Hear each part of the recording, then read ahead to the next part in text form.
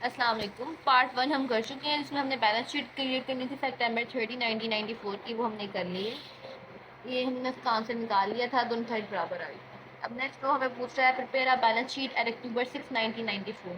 अक्टूबर 6 ने अब उसने कहा बैलेंस शीट क्रिएट करें। मैं आपको बता चुकी हूँ कि उसने एक दफ़ा अपना बिजनेस स्टैब्लिश किया, उसके कुछ अर्से बाद हुआ कुछ, उसके साथ कोई प्रॉब्लम आ गई, उसने बिजनेस बंद कर दिया। अक्टूबर 3 से बिजनेस स्टार्ट किया। उसने उसमें बता दिया कि उसने 30,000 कैश अपने बिजनेस में इन्वेस्ट किया। जब 30,000 बिजनेस में इन्वेस्ट किया तो उसने अकाउंट पेबल सारे पे कर दिए, लेकिन नोट पेबल में कोई छेड़छाड़ी नहीं की। नेक्स्ट उसने बताया कि उसने फर्नीचर खरीदा अक्टूबर 6 की डेट को।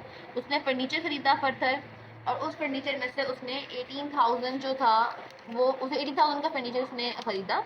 और उसने कहा कि मैं आपको पे करूंगा विद इन 30 डेज। ये हमारे अकाउंट पेबल था। अब वो बता रहा है कि supplies were purchase for 1000 cash from a restaurant. कुछ और चीज़ें उसने सप्लाईज खरीदी 1000 रुपीज़ की अपने किसी रेस्टोरेंट में से। अब उस आखिरी लाइन में वो बता रहा है कि उस रेस्टोरेंट के हालात बहुत ख़राब थे, इसलिए उन्होंने 1000 रुपये में वो चीज़ें दे दी। अगर हालात बेहतर होते दी सप्लायर्स वुड हैव कॉस्ट 1875। तो अब हम बता देते हैं कि बैलेंस शीट हमने क्रिएट करनी है अक्टूबर 6 की। ऐसे लिख लेते हैं। कंपनी का नाम था ओरिजिनल माल शॉप।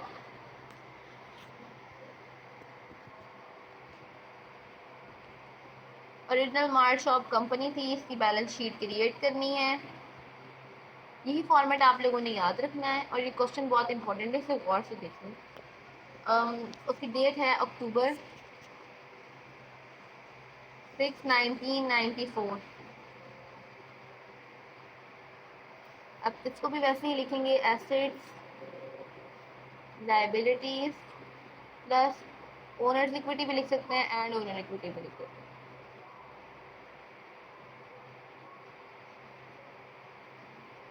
इधर एसेट्स के अंदर सबसे पहले तो उसने क्या किया, उसने कैश में इजाफा किया है। जब भी कैपिटल में इजाफा होता है तो वो कैश में भी इजाफा होता है। कैश हमारे पास पहले मौजूद था, वो था हमारे पास, इसे साइड पे कर लेते हैं। पहले कैश मौजूद था हमारे पास, आपने इसमें लिखते वक्त ध्यान करना है, साइड पे ये कर लेना है। पहले कैश आपके पास मौजूद था 7400, इसमें इजाफा हो गया 30,000 का। अच्छी बात है। 7400 प्लस 30,000 का इजाफा हो गया, तो ये बन गया हमारे पास 3,700, 37,400 रुपीज़ बन गए। अब साथ ही वो आपको बता रहा है कि उसने तमाम अकाउंट पेबल जो है वो तमाम कर्जे उतार दिए। हमारे पास कितने कर्जे थे, अकाउंट पेबल कितने थे, वो थे 8500। अब ये इसमें से माइनस कर देंगे इस कैश में से, क्योंकि यहीं से उसने पे किया। -8500 वो आ गया 2890। अब जब ये अमाउंट आ गई है तो साथ ही वो नीचे आपको फर्नीचर, जब आपने ये कैश अमाउंट निकाल लिए, यहाँ तक हमारा ये सब क्लियर हो गया।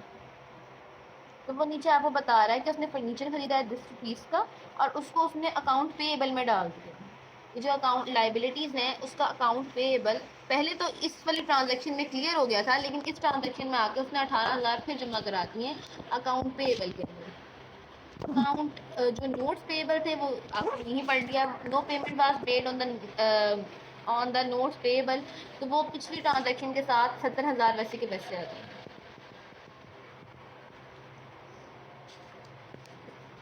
अब ये जो कैश था ये हमारे पास बना है 28,900। अब जब उसने सप्लाईज खरीदी उसने 1000 रुपये सिर्फ पे किए, तो वो भी इसमें से माइनस कर दिए, -1000। ये बना है 27,900। तो ये है हमारे पास कैश की अमाउंट, वो हम लिख लेंगे। वो कितनी है, 27,900। इस तरह ये कैश की अमाउंट है। आप अपने की बुक्स वगैरह में देखेंगे आपको डायरेक्ट ये अमाउंट मिलेगी, बच्चे कंफ्यूज हो जाते हैं ये आई कहाँ से। तो वो मैं आपको बता चुकी कहाँ से आई, कि हमने अपने पिछले कैश के अंदर नया सरमाया लगाया 30,000 का, वो ये था, वो हमारे पास ये अमाउंट आ गई। फिर ये जो 8500 है ये वो है जो अकाउंट पेएबल हमने पिछले अपनी ट्रांजेक्शन्स के सारे पे कर लिए। उसके बाद फिर जो हमारे पास अमाउंट बची उसमें से 1000 रुपये की सप्लाईज निकाल दी, तो ये अमाउंट आ। अब ये कैश हमारे पास आ गया है। कैश के अलावा हमने फर्नीचर था, फर्नीचर भी लिख लेते हैं। फर्नीचर हमारे पास हमने उसे 18,000 का खरीदा है, बेशक वो अकाउंट पेबल के अंदर है, लेकिन हमने खरीदा तो 18,000 का ही है। फिर इसमें एसेट्स में हम मज़ीद लैंड लिख लेते हैं, बिल्डिंग लिख लेते हैं, लैंड बिल्डिंग्स, और हमारे पास फर्नीचर भी हो गया। सप्लाईज लिख लेते हैं, सप्लाईज हमने कितने की है, हमारे पास आई कितने की है, वो 1000 रुपये की है। बिल्डिंग कितने की थी वो पीछे से देख लेते हैं, वो हमारे पास 45,000 की थी, 45,500। और हमारा लैंड कितना गया, लैंड हमारे पास था 55। ये आपकी मर्जी है, आप अपने पिछले में से क्या क्या लेना चाहते हैं। लैंड बिल्डिंग और सप्लाईज इसलिए हमने लिए, लैंड और बिल्डिंग तो हर कंपनी के लिए लाजमी है, तो उसकी जब बनेगी बैलेंस शीट उसमें हम लिखेंगे, और सप्लाईज उसने आखिरी फोल्डर में हमें बता दिया।